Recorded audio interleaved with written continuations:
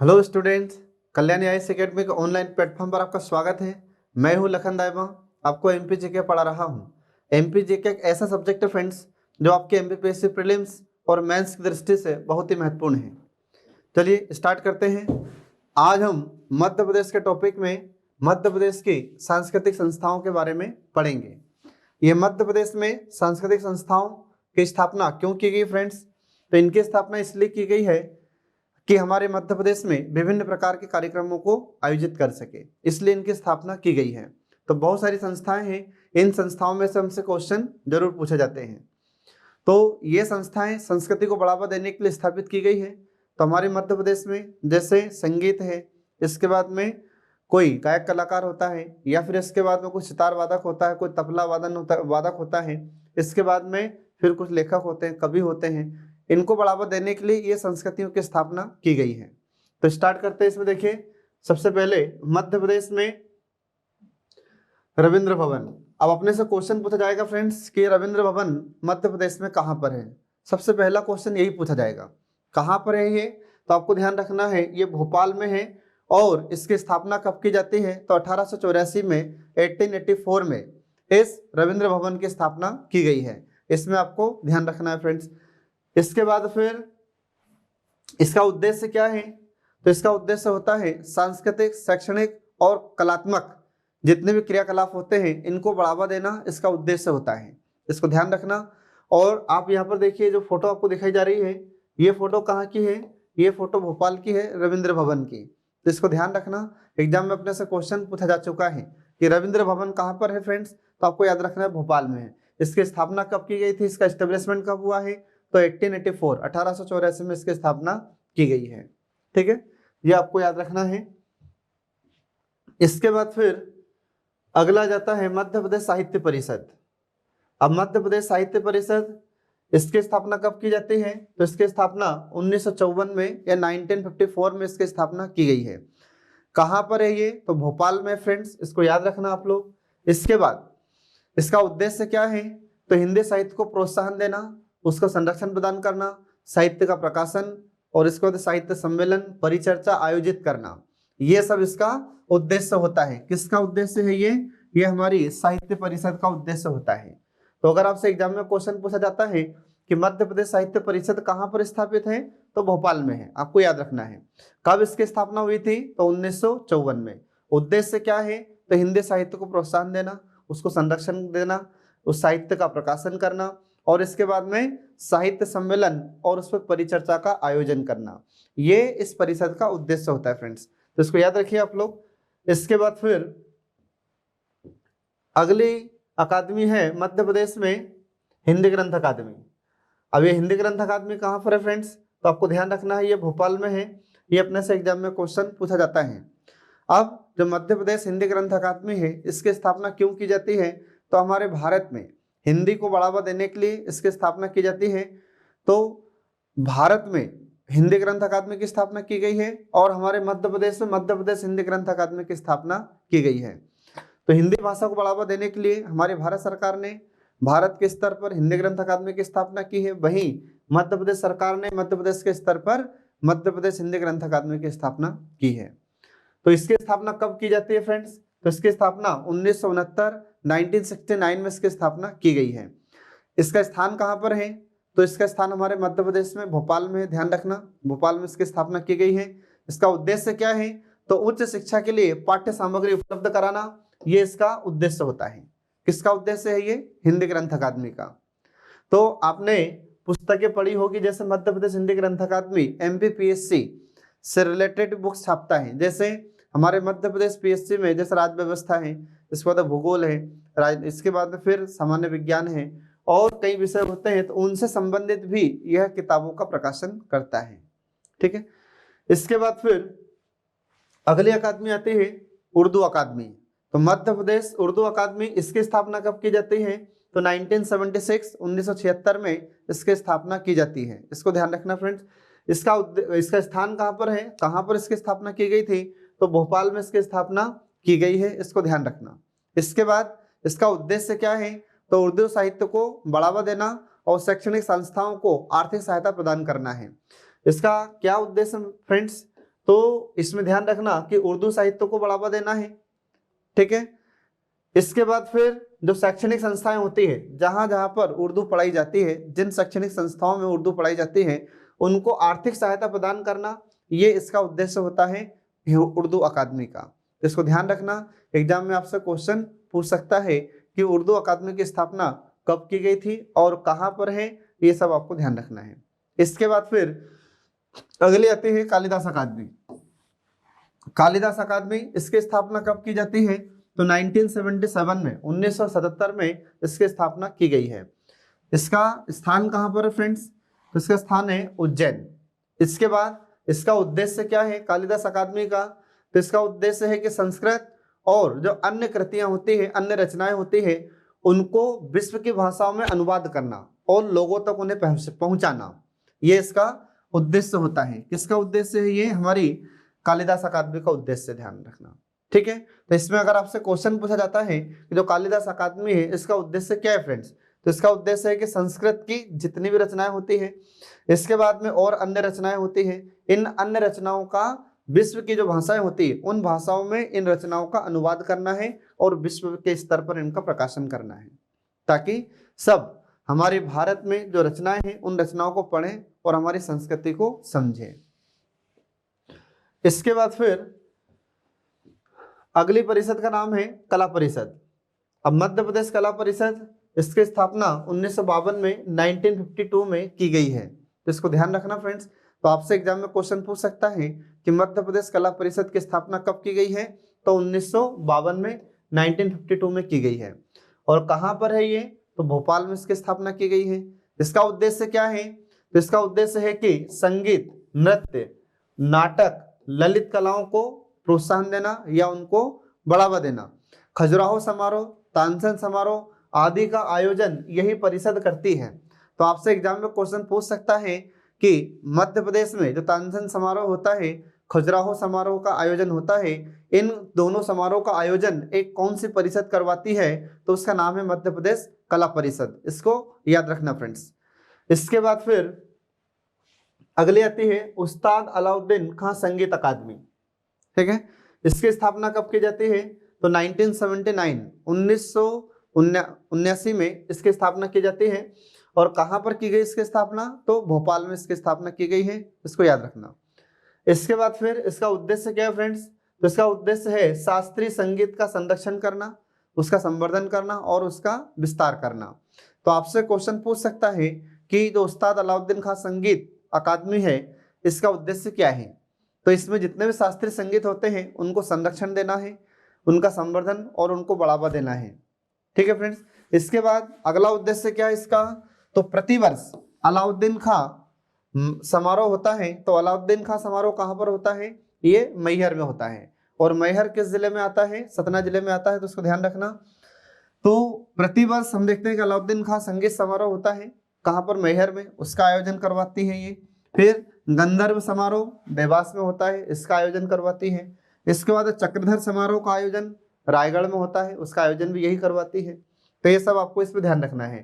तो आपसे क्वेश्चन पूछ सकता है कि हमारे मध्य प्रदेश में जो गंधर्व समारोह होता है देवास में, उसका आयोजन एक कौन सी अकादमी करवाती है?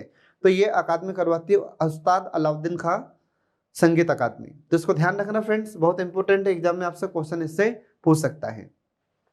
इसके बाद फिर अगली अकादमी है मध्य प्रदेश सिंधी साहित्य अकादमी। और जो सिंधी साहित्य अकादमी है तो इसकी स्थापना कब की जाती है? तो 1983 में इसकी स्थापना की गई थी, इसको आप ध्यान रखना। तो अगर आपसे एग्जाम में क्वेश्चन पूछा जाता है कि मध्य प्रदेश में सिंधी अकादमी या सिंधी साहित्य अकादमी की स्थापना कब हुई? तो 1983 में इसकी स्थापना की गई है। कहाँ पर स्थापना की गई है? तो भोपाल में की गई है फ्रेंड्स, इसको याद रखना। इसका उद्देश्य क्या है? तो इसका उद्देश्य हिंदी, सिंधी, उर्दू, पंजाबी का एक मंच पर कविता, कहानी, पाठ, प्रस्तुति आदि करना। तो ये इसका उद्देश्य होता है। यदि आपसे एग्जाम में क्वेश्चन पूछा जाता है कि बताइए कि जो मध्य प्रदेश सिंधी अकादमी है इसका कार्य क्या है या इसका उद्देश्य क्या है, क्यों इसकी स्थापना की गई है? तो इसका उद्देश्य है कि जैसे हिंदी, इसको एक मंच पर प्रस्तुत करना है, हिंदी को, सिंधी को, उर्दू को, पंजाबी, इन सभी को एक मंच पर प्रस्तुत करना। तो बहुत सारे ऐसे हमारे कवि होते हैं तो कुछ सिंधी में अपनी कविताएं सुनाते हैं, कुछ हिंदी में सुनाते हैं, कुछ उर्दू में, कुछ पंजाबी में। इन सभी को एक ही मंच पर प्रस्तुत करना है। और अगर ये इन भाषाओं की कहानी है, पाठ है, तो उनको भी एक ही मंच पर प्रस्तुत करना या करवाना, ये इस अकादमी का उद्देश्य होता है। तो इसमें आपको ध्यान रखना है। इसके बाद फिर अगला आ जाता है संस्कृत अकादमी। ये जितने भी अकादमी हम पढ़ रहे हैं, इसमें क्वेश्चन कैसे पूछेगा? तो इसमें दो प्रकार से क्वेश्चन पूछा जाएगा। पहली बात तो ये कि कहाँ पर है, इसकी स्थापना कहाँ हुई, और दूसरा टाइप होगा कि इनका उद्देश्य क्या है, ठीक है, और कौन कौन से समारोह का आयोजन ये अकादमी करवाती है। तो इनको ध्यान रखना। तो यहाँ पर देखिए, इसमें अगली अकादमी है मध्य प्रदेश संस्कृत अकादमी। अब जो मध्य प्रदेश संस्कृत अकादमी है, इसकी स्थापना कब की जाती है? तो 1985 में, 1985 में इसकी स्थापना की गई है। और इसका भी मुख्यालय कहाँ पर है? तो यह है भोपाल। इसको ध्यान रखना। अब यह अकादमी क्या करवाती है?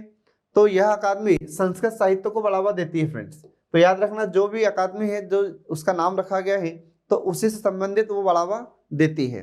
तो जैसे इसका नाम है संस्कृत अकादमी, तो सीधी सी बात है, यह किसको बढ़ावा देगी? संस्कृत को। तो संस्कृत में जो साहित्य होते हैं उनको बढ़ावा देती है, और इनको बढ़ावा देने के लिए ये समारोह करवाती है।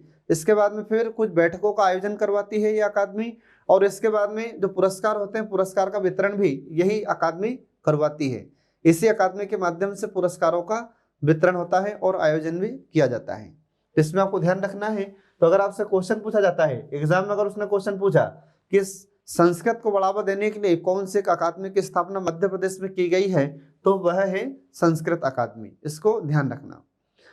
इसके बाद फिर अगली अकादमी है मध्य प्रदेश तुलसी अकादमी। अब मध्य प्रदेश तुलसी अकादमी, इसकी स्थापना 1987 1987 में की गई थी। इसको याद रखना, एग्जाम में आपसे क्वेश्चन पूछ सकता है कि बताइए हमारे मध्य प्रदेश में जो तुलसी अकादमी है, इसकी स्थापना कब की गई थी? तो 1987 1987 में इसकी स्थापना की गई है। और कहाँ पर है फ्रेंड्स ये? तो ये भोपाल में है। इसको याद रखना, भोपाल में इसकी स्थापना की गई है। इसका उद्देश्य क्या है? तो इसका उद्देश्य है कि तुलसी साहित्य का अन्वेषण करना, उसका प्रचार प्रसार करना और उनका संरक्षण करना। इसका क्या मतलब हुआ? तो इसका मतलब ये है कि तुलसीदास जी के जो साहित्य थे उनकी खोज करना है, और उसके बाद उनका प्रचार प्रसार करना है, लोगों तक उनको पहुंचाना है, और इसको संरक्षण देना है। किसको संरक्षण देना है? तुलसीदास जी के जो साहित्य है उनको। ये इस अकादमी का उद्देश्य होता है। इसके बाद फिर अगली अकादमी आती है भोजपुरी एवं पंजाबी साहित्य अकादमी। इसकी स्थापना कब की गई है? तो 2013 में इसकी स्थापना की गई है। और कहां पर की गई है? तो भोपाल में की गई है। अब इसके नाम से स्पष्ट है कि जैसे भोजपुरी एवं पंजाबी साहित्य अकादमी, तो जो नाम है वही उसका उद्देश्य होगा। तो उद्देश्य क्या है? तो भोजपुरी और पंजाबी भाषा का विकास करना, ये इस अकादमी का उद्देश्य होता है। तो इसको आपको ध्यान रखना फ्रेंड्स। एग्जाम में आपसे क्वेश्चन पूछ सकता है कि जो भोजपुरी और पंजाबी साहित्य अकादमी है, इसकी स्थापना कब की गई थी? पूछने का पहला तरीका होगा।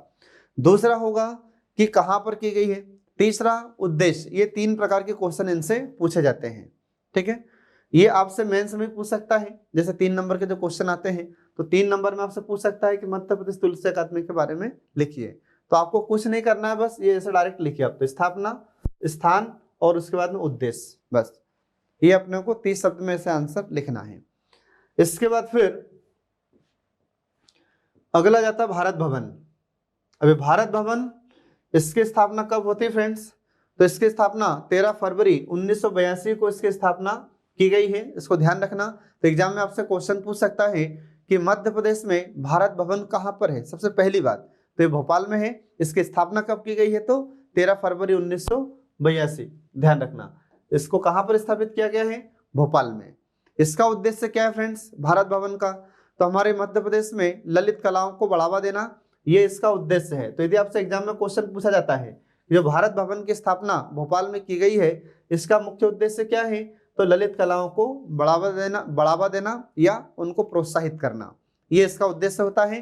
फिर जो भारत भवन हम पढ़ रहे हैं, तो यहाँ पर आप फोटो में देखिए, ये भारत भवन आपको दिखाई दे रहा है। ये भारत भवन की फोटो है, भोपाल में है ये, ठीक है। इस भारत भवन का नक्शा किसने तैयार किया था या इसका वास्तुकार कौन था? तो इसके आर्किटेक्चर का नाम आता है चार्ल्स कोरिया। चार्ल्स कोरिया ने इसका मैप तैयार किया था, इसका नक्शा तैयार किया था, इसको ध्यान रखना। तो अगर आपसे एग्जाम में क्वेश्चन पूछा जाता है कि भारत भवन का वास्तुकार कौन है, तो यह है हमारे चार्ल्स कोरिया। इसके बाद में फिर उद्घाटन किसने किया था, तो श्रीमती इंदिरा गांधी के द्वारा इस भारत भवन का उद्घाटन किया जाता है, इसको ध्यान रखना। इसके बाद फिर जिस भारत भवन की हम बात कर रहे हैं, इस भारत भवन के कितने अंग हैं, तो भारत भवन के 6 अंग हैं फ्रेंड्स, इसको याद रखना। एग्जाम में आपसे क्वेश्चन पूछ सकता है। तो क्वेश्चन प्री में कैसे पूछेगा, तो प्री में पूछेगा कि भारत भवन का निम्नलिखित में से कौन सा एक अंग है। अगर एक अंग है तो फिर इनमें से एक किसी एक का नाम दिया जाएगा, बाकी 3 अलग नाम होंगे, ठीक है। और अगर उसने क्वेश्चन पूछा कि निम्नलिखित में से कौन सा एक भारत भवन का अंग नहीं है, तो नहीं है तो इसका मतलब क्या होगा कि 3 इनमें से होंगे और एक नहीं होगा, ठीक है।